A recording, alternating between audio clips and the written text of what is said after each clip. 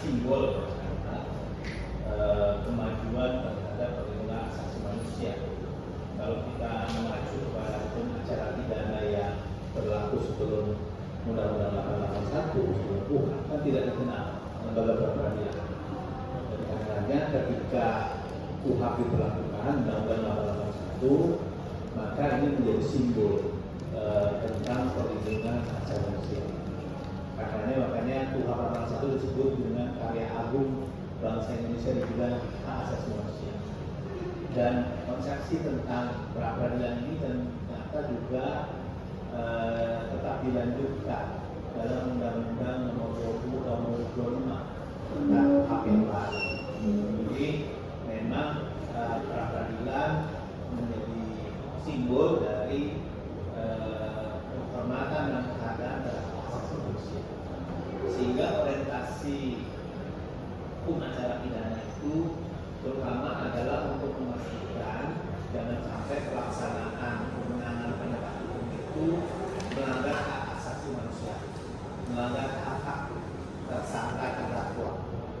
Jadi hukum acara isinya terutama bagaimana penegak hukum tidak sampai dengan melanggar hak asasi manusia. Makanya kemudian disediakan lembaga pra-peradilan. Jadi kalau ada tindakan aparat penegak hukum, apakah telah dilaksanakan dalam hal dan menurut cara yang diatur dalam undang-undang, bisa diuji ke pra-peradilan. Ini wujud konkret dengan asasi manusia. Tapi secara prinsipil sebenarnya setiap tindakan aparat penegak hukum selalu dipandang sah sampai dengan dibatalkan oleh hakim pra-peradilan karena asal praduga sah yang mengacu kepada sistem hukum kita. Jadi selagi tidak dibatalkan oleh ketentuan pra-peradilan maka itu dianggap sah.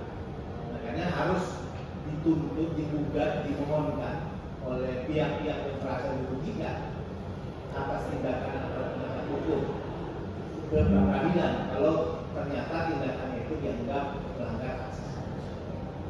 Saya yang memutuskan tentang memperluas objek pra-peradilan sehingga meliputi pula penetapan tersangka. Ini merupakan wujud perkembangan penghormatan terhadap hak asasi manusia.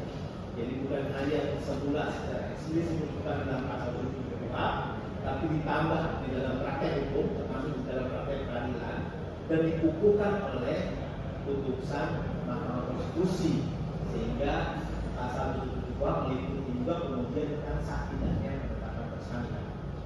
Nah, di dalam putusan MK itu sendiri sebenarnya sudah diisyaratkan bahwa pengujian tentang sah tidaknya penetapan tersangka itu hanya meliputi dari aspek formil. Apakah termohon dalam hal ini penyidik telah memiliki dua alat bukti yang sah atau tidak ketika menetapkan tersangka. Itu kalau menurut versi putusan MK 21. Begitu juga dan berdasarkan Perma nomor 4 tahun 2016. Jadi pengujian penetapan tersangka adalah menguji dari aspek formil. Apakah ketika menetapkan tersangka termohon telah memiliki dua alat bukti yang sah atau tidak. Nah, sekali lagi hukum acara itu berkembang di dalam praktek. Jadi kita tidak juga bisa berpegang hanya apa yang dimuat di dalam undang-undang yang tadi sudah dikembangkan berdasarkan putusan MK dan peraturan Mahkamah Agung. Tapi juga dalam prakteknya ternyata hal-hal yang dijadikan acuan untuk menilai sah tidaknya penetapan tersangka ternyata tidak hanya sekedar persoalan dua alat bukti. Jadi ada cukup banyak kasus pra-peradilan di mana penetapan tersangka dianggap tidak sah bukan karena berkenaan dengan tidak terpenuhinya dua alat bukti tadi. Misalnya karena ternyata calon tersangka belum pernah diperiksa sebelumnya oleh penyidik ketika penyidik akan menetapkan tersangka. Nah, ini sebenarnya sudah diisyaratkan juga oleh putusan MK nomor 21 untuk memeriksa calon tersangka dalam rangka memberi kesempatan calon tersangka ini mengemukakan versi fakta dari posisinya. Jadi di dalam rangka menjalankan prinsip fair trial. Tetapi tidak menjadi sebuah instrumen yang eksplisit disebutkan dalam Perma nomor 4/2016. Tapi dalam prakteknya memang ada putusan MK yang memutus penetapan tersangka tidak sah karena berdasarkan fakta di mana sebelum penetapan tersangka penyidik belum memeriksa salah tersangka. Ada juga karena tidak pernah disampaikan SPDP, surat pemberitahuan dimulai penyidikan, dalam tengah waktu 7 hari sejak sprindik. Ini juga mengacu putusan MK nomor 130. Nah, ini juga ada. Jadi ada penetapan tersangka yang dinyatakan tidak sah dalam praktek karena tersangka belum pernah mendapatkan SPDP.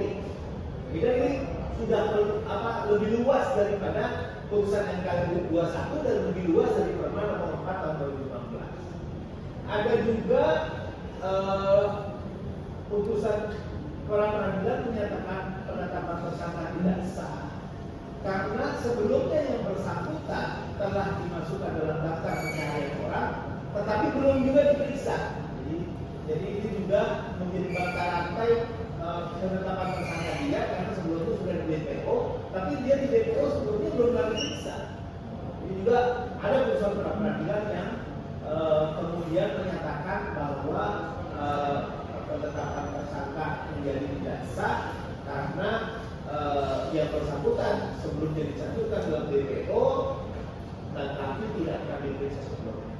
Nah, ada yang ditanyakan oleh saudara kuasa pemohon, yaitu terkait dengan apakah penilaian hakim peradilan itu sejauh berkenaan dengan hanya menilai dari segi kuantitas alat bukti yang dimiliki, yaitu penyidik telah memiliki 2 alat bukti yang sah atau tidak. Jadi kalau kurang buktinya, ya tentu penetapan tersangka jadi tidak sah. Tapi ada juga putusan peradilan yang lebih jauh lagi menilai tentang kualitas dari alat bukti tersebut. Terutama sebenarnya kalau saya lihat bukan kualitas, relevansi antara alat bukti itu dengan tindak pidana yang dipersangkakan.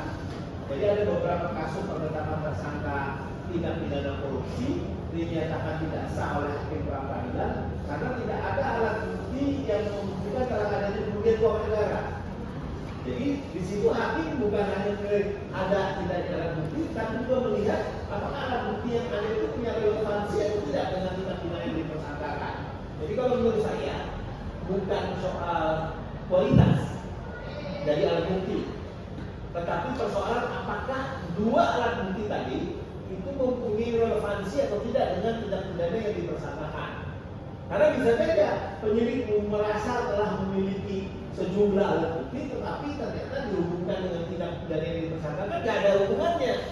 Dan keterangan saksi yang telah diperoleh ternyata tidak memberikan keterangan yang memadai terkait dengan pemenuhan pemilik itu. Jadi kalau dalam hemat saya sekali lagi dalam rangka perlindungan hak asasi manusia memang tidak cukup kalau hakim peradilan hanya melihat terkait dengan kuantitas alat bukti.